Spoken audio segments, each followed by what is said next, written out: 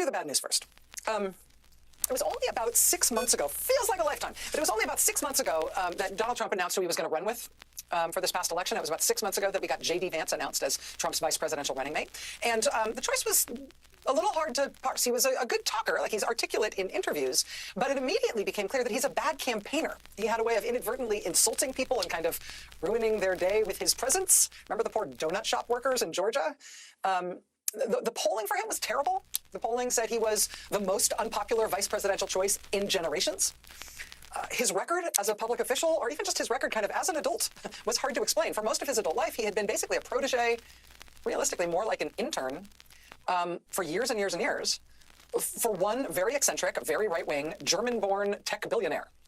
That particular eccentric billionaire had basically adopted J.D. Vance, had set him up in a whole series of jobs, none of which he had very much success at. But then the billionaire decided that the next job he wanted to put J.D. Vance into was the United States Senate. And so he essentially bought a Senate campaign for him. He made the largest single political donation ever made to a U.S. Senate candidate in American history. And he effectively ran his campaign. And that is how J.D. Vance was effectively given the only job he ever had in politics before he then immediately became vice president of the United States. And, you know, at that point, when he was chosen to be Trump's running mate, you could basically not see him for all the red flags around him. You couldn't make him out amid all the red flags. I mean, the billionaire who gave him all of his jobs and installed him in the U.S. Senate, and who then reportedly told Trump to put him on the ticket with him as his vice presidential running mate, that billionaire himself is on the record saying he does not believe in democracy. He does not believe that women should have the right to vote in America. He once spent a small chunk of his huge fortune trying to get people to move onto floating sea colonies made from shipping containers, because that would be a better way to live than living in countries, because countries are so terrible and so is democracy, right? So that's the political project of the guy whose other political project was putting J.D. Vance in at the top of the U.S. government. So red flag.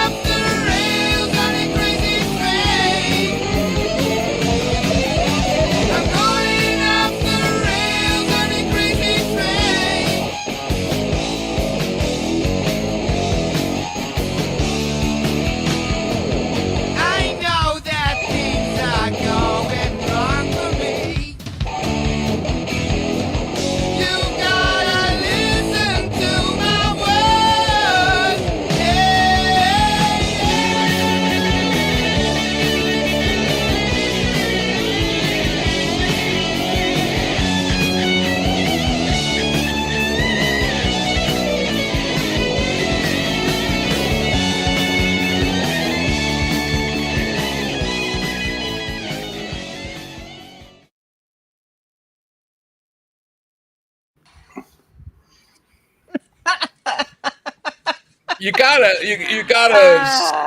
It's Ozzy, man. It's Ozzy. And if this world isn't a crazy train. Yeah. God, I love that song. Boy, taking me back to my youth.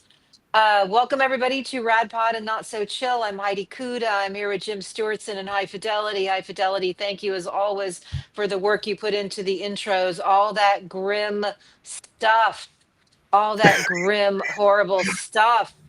Like, oh my God, you know, I'm looking for an old tweet thread where I don't know, somewhere in 2019 or 2018. I'm like, wow, so much of what is happening is cover for human trafficking, and not the kind that they're ginning up to turn people against Democrats, which was, this make believe cultic shit. No, I had thread after thread of the people in Trump's orbit who were actually convicted or in prison for this. And it's like, I don't know, Jim, you seem to be, I don't know if optimistic is the right word, but you seem to believe that there is a genuine fracturing over this, and maybe you should kick us off with that, because I don't know. I don't know. I don't know. Well, I'll tell you when the very interesting actual test is for that is going to be is when Donald Trump pardons Ghislaine Maxwell, because that's coming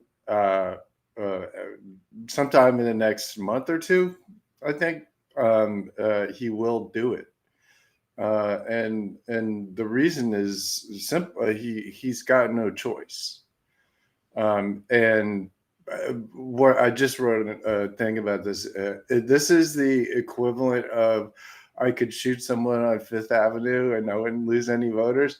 I could pardon Ghislaine Maxwell and I wouldn't lose any voters. That's literally what this is him believing that he has so much power over narrative control that he can completely invert the last 10 years of propaganda that his cult has been told about, Jeffrey Epstein and Ghislaine Maxwell and the evils of child trafficking. Literally the number one fucking, subject. And he's just going to say, well, and apparently, and the reason I am so confident of this partly is because they've already started the narrative war to turn fucking Ghislaine Maxwell into a victim.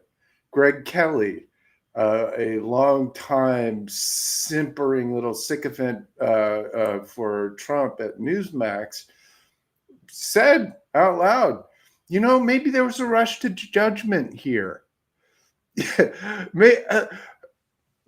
Over 20, 25 years, she trafficked over 1,000 girls and women, according to the DOJ. According to her own victims, read the what they say about her. She is a sadist. Oh, I have. No, I'm talking to everybody else. She is a sadist. There's no question about who she is, what she is, and how fucking evil she is. So, circling back, the test of the MAGA coalition, as it were, in my view, I don't think there's a bigger test than I'm going to pardon the devil. Right? That's what he's doing. I'm going to pardon the person that you all have been told is the devil. And if his cult manages to stay on their feet, we have a very fucking dangerous. We have a situation beyond dangerous, because now we have people who are fully Orwell, right? They are fully in the Voltaire quote that I've said so many times. I'm going to say it again. Those who can make you believe absurdities can make you commit atrocities. So at the same time as he's doing all of this bullshit, he put out an EO. And let me briefly explain what this is. We'll talk about it more. But an EO saying that law enforcement should be able to run around and kidnap homeless, mentally ill, disabled people off the street and forcibly institutionalize them. There was a program. There were two programs. One was in the Soviet Union by the NKVD, which did exactly the same thing. The NKVD was their secret service. And the other was Action T4, which was the Nazi program to do precisely the same thing. Yeah. And they announced the same exact thing. Oh, we're going to clean the streets up. And this thing literally says, we're going to restore order in the title, which was exactly Hitler's idea and exactly how he pitched it. And 3 years later, he sent them all to concentration camps and 300,000 people died.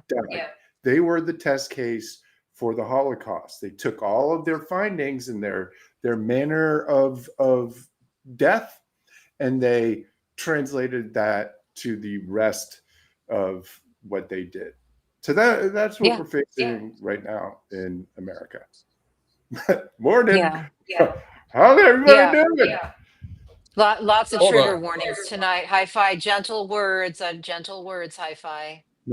Okay, so because I'm an IT guy, see IT right there, it says it on my shirt. One of the things we like to do is it's a post-mortem. We look for root causes of problems, and one thing I think that has been missing from the discussion about Ghislaine Maxwell, because everybody's all Epstein. I would disagree. I think Ghislaine is more important, and the reason I think she's more important is because when you look at her history, you find this fella, Robert Maxwell. And if you don't know who Robert Maxwell is, hopefully you do if you've been watching our podcast. If you don't know who this is, you need to go out and learn about this fellow. And actually, you can go to the FBI's FOIA site, and you can, on their vault, read 1,300 documents about Robert Maxwell and how he worked for the KGB and fed information to the CIA and to the Mossad. But I think everybody's looking at this the wrong way. I think Epstein was the monster and he was the face, but I think Ghislaine was the handler continuing her daddy's work. That's just my opinion. It's all bad, but just like we said last week, go out and read, American Compromat by Craig Unger, which lays all this stuff out. So Jim, thank you for that hi-fi. Jim, I want to ask you, because we've seen this, I don't know, how many years have I and you and everybody we know been tweeting out threads based on reality, based on real convictions, based on real prosecutions of people in Trump's orbit linked to all this stuff, right? But you have this cult that has been, submerged in unreality that's been pointing them in the wrong direction, away from the people in Trump's orbit and toward, the Democrats, etc. So, what do you think will happen to their brains? Are they going to be able to actually take this in and realize that it's actually people in Trumplandia that are tied to all of this stuff? And I don't want to use the words all the time. I don't like to. It's like it spreads this vileness into everyone's psyche. We all know what we're talking about. And I just want to know what you think, Jim, based on all of the work and investigation you've done around QAnon. Are they going to be able to actually face that reality that it's actually Trump's people that have been involved in all of this human trafficking? This is the biggest question, isn't it? So what is happening to them is known. It's called cognitive dissonance. When you have two facts in your head that you believe at the same time that are contradictory. Like Donald Trump is going after the pedophiles and Donald Trump is protecting the pedophiles. Those two things you can't have them in your head at the same time for long. And the reason for that is called cognitive dissonance. It fucking hurts. You shouldn't, a functioning brain shouldn't be able to have both of those ideas in their head at the same time. You have to resolve it one way or the other. And so the problem that these poor people have is, on one side, They have to go through a ridiculous amount of acrobatics in order to figure out a conclusion where Donald Trump pardoning Ghislaine Maxwell is good. On the other hand, if they go to the other side, it's even scarier, because over there it means everything, all of the stuff that they have believed for X number of years is fucking wrong, and that they have been. It's like that meme. Have you seen it? Are we the baddies? Yes, you are the baddies, and it's hard, very, very hard for people to come to that realization, which is why I always say, when you have moments like this is the, again, and I know it's hard for people when so much threat is underway, but when somebody is, think about this, somebody's on a ledge, and they're about to fall off down one cliff or down the other cliff, and it's scary as fuck both ways. But at least this way they have friends. The side where they do all the acrobatics and make believe how Ghislaine is actually okay. On the other hand, they don't have anything. It's just terror. It's liberals and scary monster people that they've been told for all these years. And that doesn't change just because something over here changes. The point is that if there's somebody here like, yo, it's cool, like on the, like down at the bottom, like, yo, it's cool, trust me, they may not trust you, but it gives them hope. It gives them a reason to consider that, yes, even though this option is incredibly scary, it means I have to give up all of these things, at least there's somebody that I know that, to talk to. So that is my view of where we are in this process. It's so interesting, because I just remember when I interviewed Dr. Stephen Hassan, and he said part of what is so difficult is that they believe they're part of a community. But he said what ultimately they are is part of a false community. It's not actually a real community, because if they actually step out and they question, they find out it's not a community at all. Anybody who steps outside and questions is actually ostracized. So that is the difficult thing that I think we're going to see more and more of. And you said last week that one of the things that is also being revealed during this period is that what core MAGA people are not so fond of the ICE raids and the picking up, people off the streets. And so I wonder if there's going to be some sort of cataclysmic, moment in people's psyche where they just have to face the fact that they have been conned by the worst American in history, who also is a Russian asset. It wasn't a hoax. Yeah. I mean, I honestly, at this point, I'm not sure how much the Russian asset part even matters, right?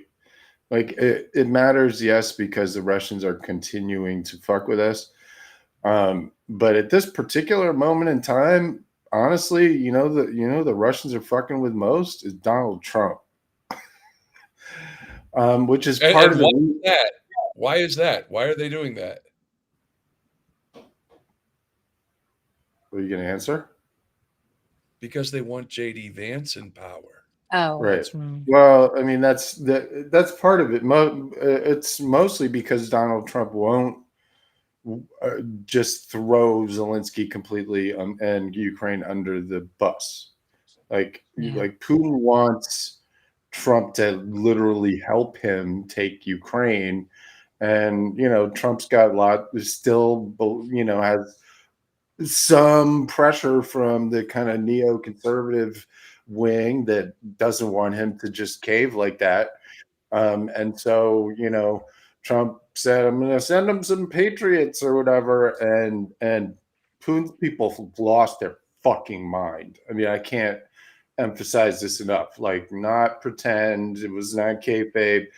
it was like Americans are vermin. Donald Trump is, like absolutely crazy. And that's when all of the Russians and all of the Russian sort of aligned people in the greater podcastosphere started going after Trump and pulling away from him. And I'm not saying that, oh, there's like a secret underground Putin is like controlling all of their minds or whatever, although there are probably some of that.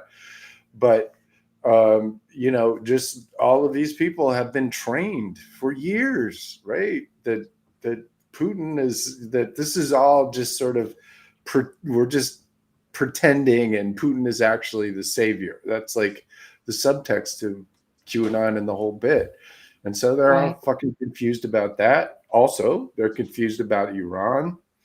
And what I've started to realize more and more is that there's actually very little going on here that has anything to do with geopolitics or Trump being a Russian asset or any of that. It's really by far more governed by the fact that he is a degenerating, decompensating narcissist. And there is a specific term. It's called narcissistic collapse. And he is currently in stage 4 of it.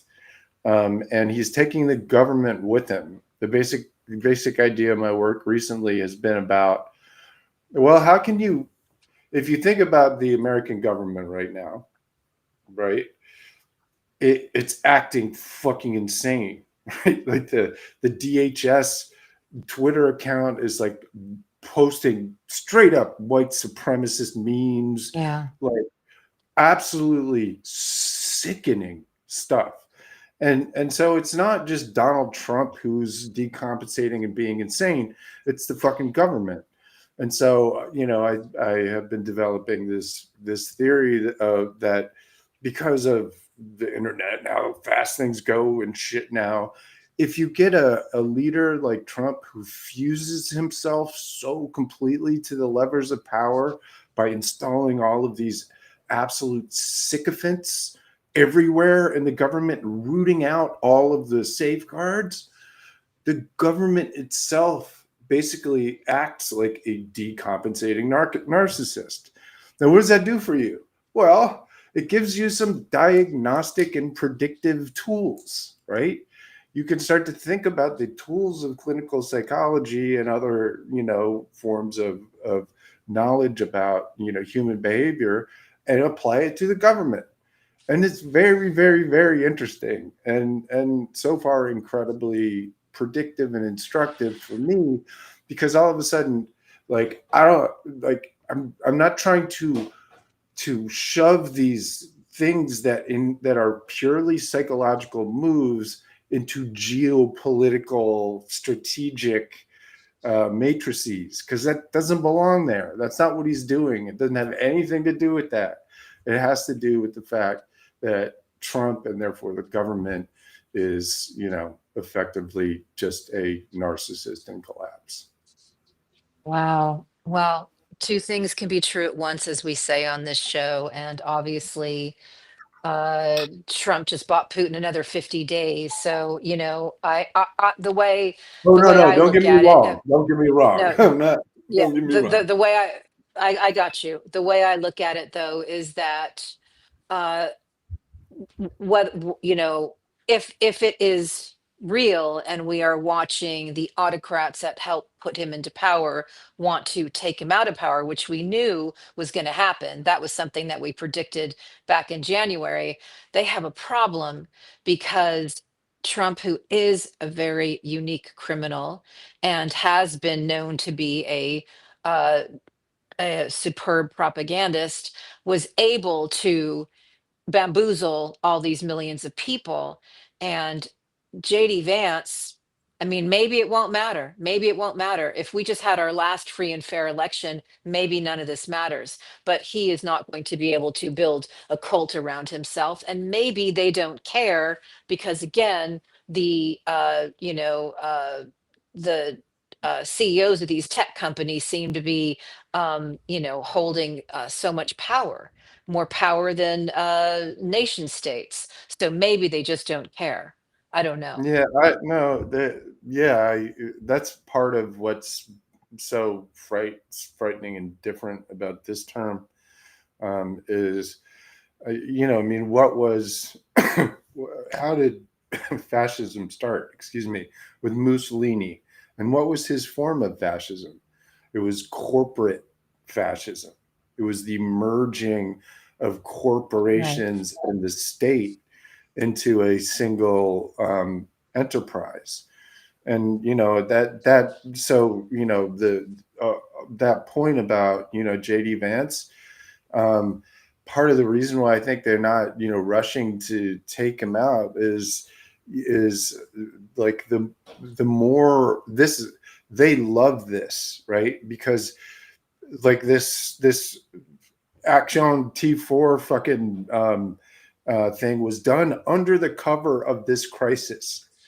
Zero people know. Like, I bet you 5% of the people in the country have any idea about this executive order, which, and I mean this in every way, is the exact carbon copy of how the Holocaust started. That was the action when they started to round up people from the streets and forcibly institutionalize them. That was the moment that started everything. And so that moment just disappeared in the midst of all of this fucking chaos. So and by the way, at the same time, right, Trump is in the middle of all this, while all of this crazy shit is going down, and he's named as somebody in the Epstein files. What's the only event he does? An AI thing with David fucking Sachs. Yeah, right? I saw that. Yeah. Where he's like, AI is the future. Like, he might as well be saying A1, like Linda, what's her face, McMahon, right? A1 is the future. He has no idea. What are you talking about? Yeah. But David Sachs is there, like, I know. And just completely taking advantage of this. Stephen Miller is like, I know you're mad, Mr. President. Let's take it out of the brown people again. And he's like, yeah. I mean, like, it is a cycling, churning, fucking psychopathic, vicious cycle. And something will have to break it. There is a stage 5 of narcissistic collapse, which is called rupture. And that is when the patient completely falls apart, and they either get help or something worse. Wow. So I'm sure Hi-Fi, we're going to start showing some clips here in a minute, and we'll introduce the segment that we're going to show highlights from. But for those of you who need to understand better what Jim is talking about and need kind of cinematic tools, rewatch Judgment at Nuremberg, because it illustrates how people were targeted who were different or handicapped in some way. And it's just really, really important to understand that this playbook exists. We've been writing about it and talking about it on this show for many years now, and it's quite tragic to see all of the things that we talked about and wrote about You and know what they predicted call them? actually happening. Yeah. What's that? They call them asocials. Mm, Asocials. And the work shy. Oh, you're work shy, right? mm, Anybody hear about this means testing for Medicaid, mm. where you have to be able to work in order to be on disability? Wait, Scary stuff. what the fuck? Again, so by the way, and I'm gonna make it scarier, because combine these two things, right? Combine the fact that they just cut $1.16 trillion from Medicaid and SNAP. Yeah. And now they have an executive order in place that mandates that law enforcement needs to go around and take homeless people off the street and people who have mental care issues. Where the hell do you think they're getting their mental care from? From Medicaid, right? Right. Why you think there's going to be less homeless people on the streets after you cut off all their Medicaid and their SNAP benefits? Are they going to be healthier? Or no? What this is doing is intentionally creating human wreckage that this fucking Palantir $200 billion ICE monstrosity can sweep in and get the riffraff out of society and put them in camps. We have seen this shit before. Yeah, I'm going to make it even scarier because all I'm hearing as you're talking is Arbeit macht frei. Like literally, No, that's what I'm that's hearing. literally The words That's on exactly the it. gates at the camps. High Fidelity, you want to say something before we start talking about the episode we're going to feature? Yeah, I just have a question for the American people.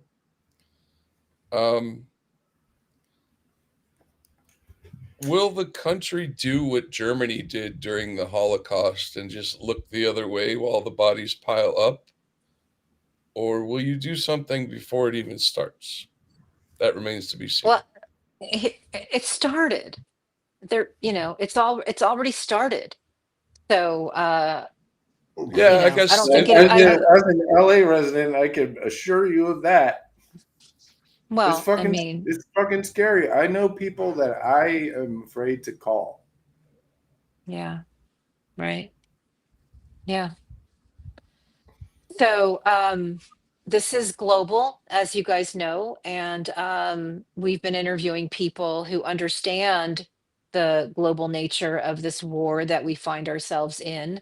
And so we brought back Dietmar Pichler, a disinformation analyst from Vienna, to walk us through what happened in Ukraine this week, because it was very alarming to me to see the what I deem controlled opposition coming out of the woodwork to gang up on Zelensky, and it smelled very much like what we saw when Biden was president, and the opportunities that were used to take him down. So we had Dietmar explain all this to us. Episode 143. Please watch it. And High Fidelity, can you play the first clip? Ukrainian civil society, despite the war, is still very active. It's completely different from Russia. The civil society is very strong, no matter which president is in power, because Ukraine is a democracy. It's not a country where everything works perfect. This is why they want to join the European Union to accelerate reforms. So this is also the reason for the protests, because the protesters say, first of all, we need to fight the corruption and we need independent institutions to fight the corruption without government control. And we do not want this to jeopardize our EU membership action plan.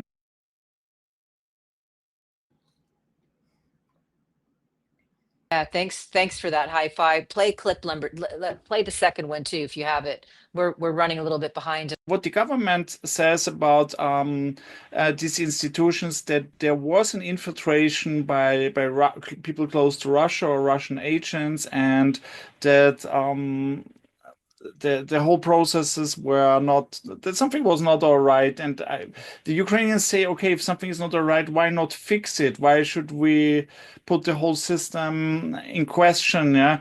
And the recent reaction by the government, by President Zelensky, was that he said, okay, I heard you, we heard your protests, we understand, and we will fix this. So we will there is going to be an independent body, and I'm quite optimistic, especially because of Ukrainian civil society, and I hope also the government will work together and they will find a solution.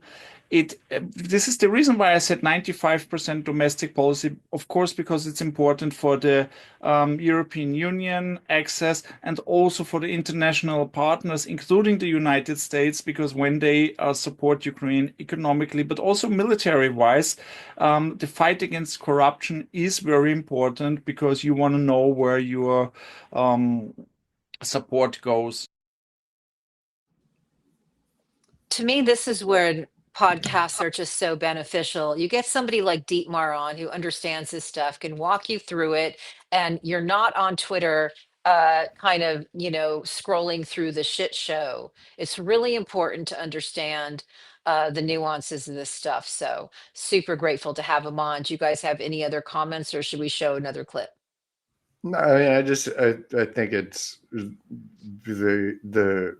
if you look at the pictures in Ukraine, what you see is a protest, a peaceful protest about a perfectly legitimate subject. And then what you saw was the president of that country say, "Oh, my goodness, I heard your protest. And I not only do I hear it, I'm going to take action and fix it right now." And then he did. Oh my goodness. Jeez, everything's falling apart in Ukraine. It's a fucking like God damn, that sounds so beautiful to me.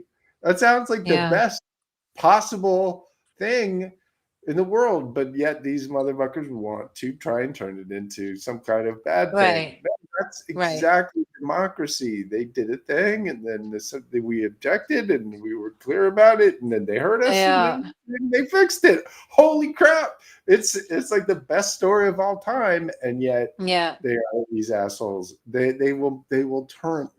That's how they turn Ghislaine Maxwell into a victim, right? right, Is right. just taking one thing and telling you that what you're seeing is not what you're seeing.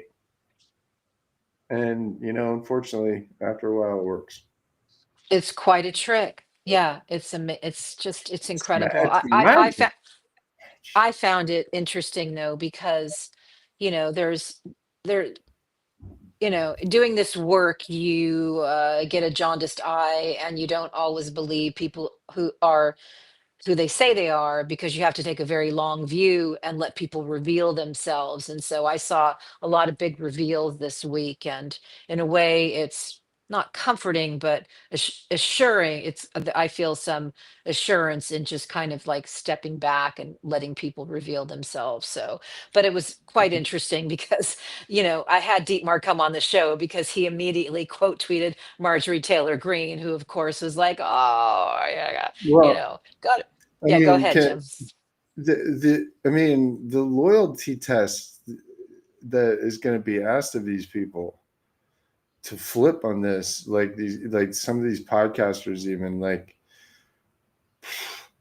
I don't know how they pull this trick off. I mean, I've seen them turn themselves upside down a lot of shit, but no, Yeah, actually, Ghislaine Maxwell is okay. Is yeah, the victim here? yeah. Boy, man. I mean, I don't it just know. what it made me, just because you were saying people are going to be telling on themselves. Yeah. This is the moment where people are like pulling their pants down and giving themselves a wedgie. Like, okay, all right. I've just been doing this the whole time, and look, okay. And then they're just going to go back to doing the same fucking thing. But Yeah. at least we'll know, right? You can't Yeah. you Well, can't get past that. Charlie Kirk showed the way, right? He's like, I trust the president on the Epstein case. He just flat out said it. I trust the cult leader, no matter what happens. Like, it's Yeah. all been Well, I shown mean, to be Yeah. Charlie lies. Kirk, listen, Charlie Kirk is the leader of the Hitler Youth. Like, you Yeah. can't. He ha, Yeah. Yeah. he has to. He is the one, and by the way, fuck, fuck that guy so badly, man. Oh my He was gosh. he a couple of days ago was like, oh, women don't get to vote and shit. Like, I was like, Yeah. Yeah. he's Yeah. also doesn't like Martin Luther King or anything, like. Yeah. If I Yeah. recall correctly, if you look up Turning Point USA and sex scandal, a lot of Yeah. things come up, Oh, man. including the Yeah. president, right? Including Yeah. yeah. Yeah. Yeah. Anyway, Yeah. I Oh, wish that crazy. I wish that we could can come we? on week after week and talk about rainbows and unicorns. Instead, we have to talk about all these awful people. It's just so bad. Well, Actually, can But I but talk about a film? but it is what it is. I want to talk about a This film. is the It's a time short in which we film. live. Yeah. It's the time in which we live, and I don't necessarily suggest people watch this film, but I want them to know that this film exists and understand the message of this film. And the film is called Salo, and it's by a fellow named Pier Paolo Pasolini. And when he made it as an indictment of the Oh, you don't want conservatives. people to watch that. No, I don't want people to watch that. But But be clear no, no, about no. that. Listen to the story for a second, Okay, man. I but you got a weren't clear point. about it, and I want to be clear Okay. from the beginning because I Yeah, know do about not this do movie. not watch the movie. Please do Don't not watch watch this the movie. movie. But understand that the movie shows scenes of depravity that are absolutely horrifying and traumatically dissociative, and it will break you. So, Yeah. So is that what it's but designed to do? Is that why you're bringing it up? well, no, because it was an indictment of the Conservative Party Mm, because he made this movie about members of the Conservative Party, and he mm, exaggerated things, but the accusation was there, and the accusation hits home so hard with the fascists in Italy that mm, one night Mr. Pasolini was brutally murdered for this film. mhm, So mm. So this just is the part just where know we what get to the this is. levity. This is the part Oh we get to yeah. the levity. This is the rainbows and unicorns part. So anyway, but what I think is amazing is back to our episode 143 that I'd like to see another clip from. You've got a country that is fighting for its very survival in the middle of a war that still will go out and peacefully protest when they feel that there is something wrong, and a president that will, as Jim was saying, and what Dietmar was saying, will hear that and then make it right. I mean, it's just incredible. So let's see another clip. Is that a lot of these, like you called it, the pro-Russian bandwagon, they tried to exploit it. They framed the protests anti-Zelensky protests. But when they do this, they don't understand how Ukraine works. Because since 2014, I was several times in Kiev and in other cities. Every time I was there, I saw a rally, and it was about something specific always. I saw a rally for small enterprises, so they have better, I don't know, some improvement policies about small enterprises. I saw a rally about the situation of the Crimean Tatars. It was, of course, aimed at Russia, not at Ukraine, because Ukraine has not done anything quite wrong in that regarding that. I saw a rally about eating less meat. So they have a vegan movement, they have pro-animal movement there, yeah, like we see in the West, no difference. And I saw a rally against some tax reform, which was in front of the tax office. And then there is about the unions. And you have everything, and it's specific. And what I want to say about this is it's not a rally against President Zelensky in the sense that they want him removed. I mean, there's also opposition, but these are people where many of them, I'm 100% sure, voted for President Zelensky. I also asked a lot of them, yeah, I voted for him. I don't think he's a bad president, but this is not good. I don't support this. We need to take care. And we are also not sure who is influencing him that he made this decision that we are not fond of. And so this is the reality. But what they show in Russia today, and what they show in all these pro-Russian troll farms and sources, there is an uprising against Zelensky. And finally, because what is the conclusion? They want to frame the protesters pro-Russian. And this is completely crazy because they are I mean, you see a lot of different people. You see veterans there, you see young students there, you see people that look more like punks, but you also see people in uniforms, very patriotic people who fought at the front lines. So all these people have in common that they absolutely are not fond of the Russian invasion. Nobody is in Ukraine. And so this is completely misleading. And what they want is that they want to secure the European path. This is completely the opposite of the path towards Russia, of course. Yeah, that's the bottom line. Just like Georgia, just like Romania, just like Albania, they don't want to uh, link up with Russia. They want to move toward the EU. This is the fight over and over and over again. Putin's been trying to weaken the EU, weaken NATO through all of his proxies. And once he is neutralized, as I always say, I'm looking forward to seeing some of the puppet strings go slack. And yeah, so We'll see. I have no idea what will happen in Russia when that dude goes, but you're gonna be pretty. Well, oh I yeah, think back to what Tomas yeah. Ilves told us about, if you want to understand Putin, read Mario Puzo's The Godfather. And Mm. what happens when the Godfather dies? There's a gang war.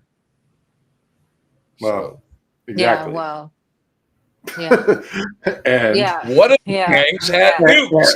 a Kids? gang war over 8,000 nukes, right? I mean, yeah, that's the problem.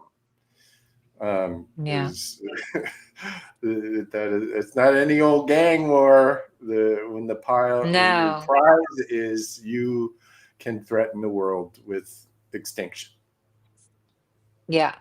And on that happy note, Jim, you are continually in your work showing people the way, showing people what can be done. You address these heavy issues and the things that, as you see them. And also, you've been um, using AI a lot and asking for solutions, like showing what's going on and asking for solutions. Is there anything that has struck you lately that could be useful for people? Because again, this stuff is heavy, it's dark, it's truly, truly grim and awful. But with that type of corruption, there's got to be some opportunities to overthrow this regime and these guys, or unplug them, or do something that actually begins to allow the good guys to start winning. Because this is just, I feel like it feels so paralyzing when you think about the enormity of it.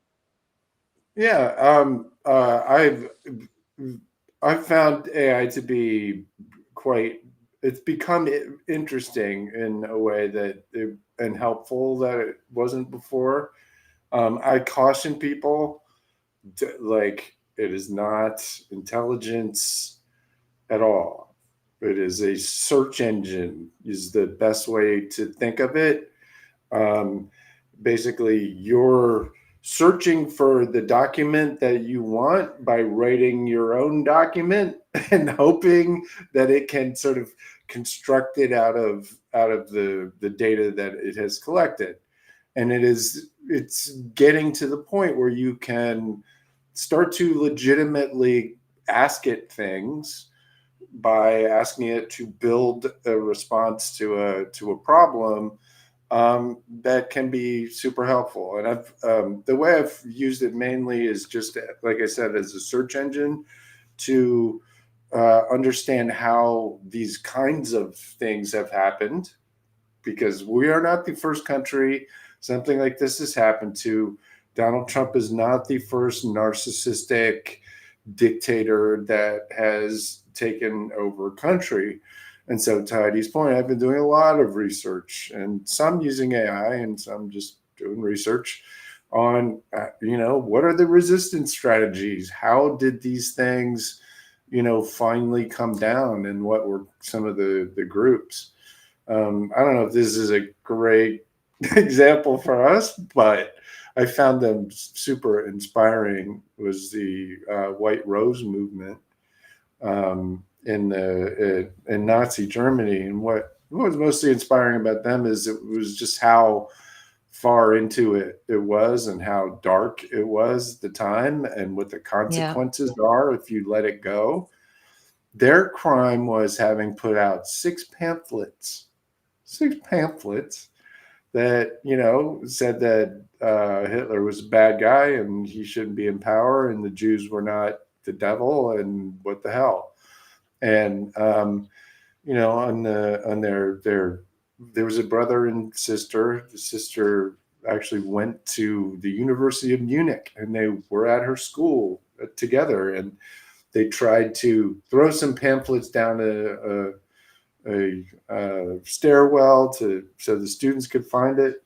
And a custodian said, "I see you, you're under arrest." And the reason for that was because everybody was the Gestapo then. Yeah. The custodian was Gestapo. That's who was running everything. There was no difference between the state and you know, and education or anything else. Right. And so they were executed. They were guillotined by the Gestapo 4 days later. Unbelievable. But the writing is inspiring and brilliant and just smells like youth not fucking giving up on freedom and democracy and decency. And so if you ever have a chance to look up the pamphlets of the White Rose movement, they're really quite a remarkable artifact of people. And I use them as both a cautionary tale, because we don't want to get to that point where pamphlets might get you beheaded. Yeah. But there is no intervention between us and that. That's coming to help. That's coming to fucking save us. The only intervention is going to be us. And the only way we get other people to understand what that picture looks like and that's where we are is by sharing information, reminding people it wasn't that fucking long ago. You don't have to go dig in the scrolls of the old sea scrolls to know what happened in World War II, to know what happened in America during World War II and the Japanese internment camps. Learn something. That's all. Well, I mean, we are facing the grandchildren of Nazis, literally. What is really important about the story you just shared, Jim, is that I always go back to what Ann Nelson, who wrote Shadow Network and also wrote the Red Orchestra. She is, you know, she had done so much work around people who, the Red Orchestra is about people who led the resistance in Berlin to Hitler in the 30s. Incredible. An American woman factored into that deeply. But you know, somebody who managed to live through it, because they did lose a lot of people along the way, said if only we had 100,000 more people, we could have beat this guy. There was time. We could have done it. We knew who he was, and we could have done it. And the thing is, we've been reporting, we're not the only ones. We've been telling you who these people are, what their ties are, what their global ties are. And America is a place where you can easily find 100,000 more allies.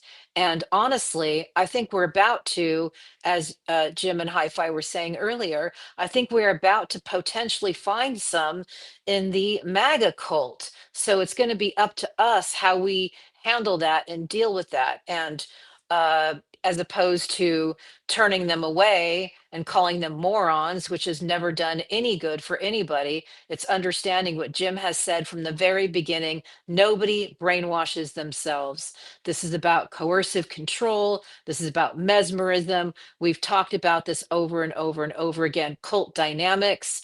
And, you know, I think that we all should be within our own communities looking for those people and somehow trying to give them a hand up and out because you know, we need everybody. So I don't know. I don't know what you guys think about that, but I think it's important.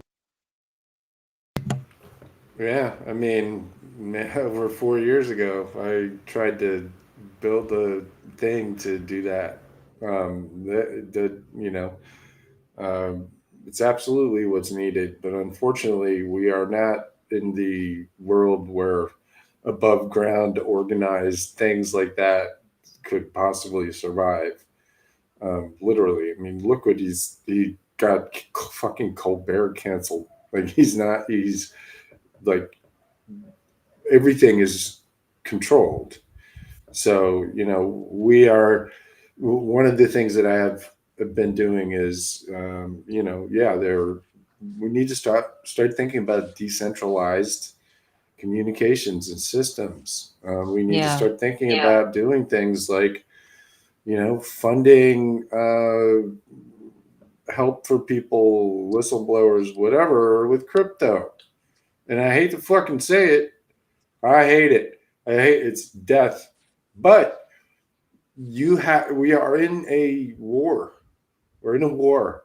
We don't have fucking purity tests in a war. We use the tools that are available.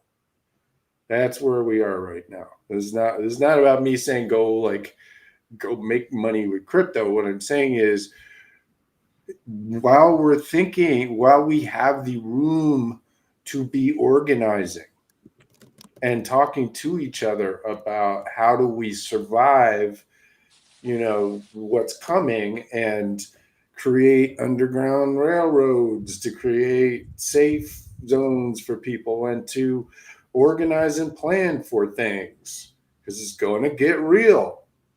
We should do it Already now. has.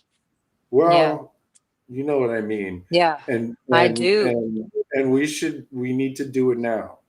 While we have the chance. And so one of the things that I have been doing using AI is just doing things like, well, what does a legal document look like that you could lobby somebody to, get funding to run an influence campaign that might, like all kinds of actual concrete shit that most people don't realize they can just make up now. You can do it. You really can. Like we have got to start being resourceful, we have to be creative, and we have to be brave. Yeah. And we have to absolutely be thinking about platforms that are not owned by the enemies of democracies everywhere because that's not working out so well. High fidelity, we have one more clip and we have a couple more minutes. What's on your mind? I was just thinking, that I'm constantly getting fundraising emails from the DNC. And I know there's a lot of wealthy people in the DNC. I know you've got Pritzker, you've got Newsom. There's wealth there. There's resources that could be tapped. And if these people really, really want to save the country, they need to figure out how to get as many bodies possible into Washington, D.C. And really, we need to consider a national strike, and that should be a message. But I'm not hearing that from anyone, and I'm not seeing anyone step up and open their wallets. So I don't know what that tells you. Well, no, let me explain. The DNC is a empty fucking husk, like worthless vessel. Don't hold back. Tell us how you feel. I listen. Ken Martin is doing a brand report and a fucking post-mortem on 2024. What the fuck are you doing? He's in the newspaper and on TV talking about this big brand report and this fucking post-mortem. Like he's doing a fucking marketing campaign for we're in a fucking war. big old We're in a tires or something war. like that. What branch manager dipshit what is he doing? What the We're in a fuck? war. We're in It a just, war. and We're in I'm a war. sorry, We're in a I'm war. not holding back, because it's life or death shit. And this Yeah. fucking guy and Chuck Schumer and Kirsten Gillibrand and the rest of these fucking morons who are stuck in establishment alternate reality, which is just as bad a cult as any Yeah. of the other ones, Yeah. like, we're fucked. We need a revolt. That's why they wanted to get rid of David Hogg. Why I didn't like him. I don't give a shit what you Yeah. think of David Hogg. He had energy. He had ideas. People wanted to follow him. Stop being such pussies. We do not have time for purity tests or is mom Donnie a man? God, fuck. It's war. And so Yeah. I have nothing to do with the Democrats or the DNC or any of that bullshit until they clean the goddamn house. Thank you for letting me have that TED Talk. Do you remember that time when they ignored the information war and we ended up a fascist country? Yeah, I do. I'm old Not enough to cool. remember that Not, fucking shit. not, not cool. Hi-Fi, one last clip, or do you have an outro for us? I'm so proud of the Ukrainian societies and our European brothers and sisters there, because we see it's a vibrant democracy. Despite the war, everybody is on the street. And I forgot to mention, because there's so many things to mention, the media, very critical media. We have a lot of media outlets who reported critical, and even a media outlet that is connected to the president's bureau, because it's part of this big project United 24, even they published some critical things about it, and this is a very good sign for Ukraine. So if they manage to solve this issue, then we have then we have a lot of materials to fact check if anybody claims that Ukraine is a dictatorship, because no, after what we saw the last days, it's absolutely, I mean, the people protesting on the street, this is what the Kremlin is very much afraid about. They have a problem exploiting it, because on one hand they like when somebody says something against Zelensky. On the other hand, people on the streets in the war, everybody understands this would be impossible on that range in Russia.